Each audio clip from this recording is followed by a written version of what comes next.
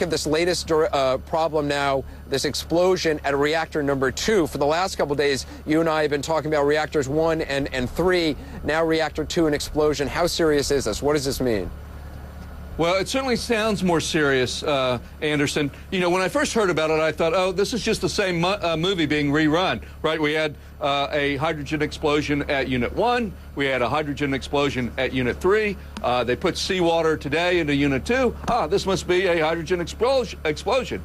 But the press conference that the utility gave seemed to suggest that there might be something more and more serious, that the containment vessel might be ruptured. That's bad news if that's true. Now, I have been contacting my Japanese sources since then.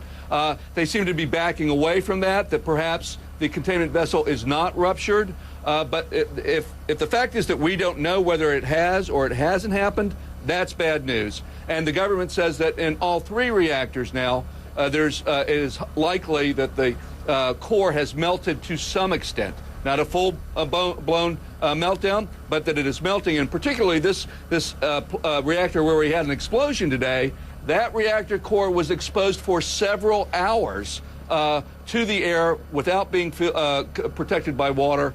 So the combination of those two things, a possible containment breach and the exposure of the fuel elements, you know, if that's true, that's bad news. But we should be able to take air samples soon. We should be able to take ground samples soon and determine whether that's true or not.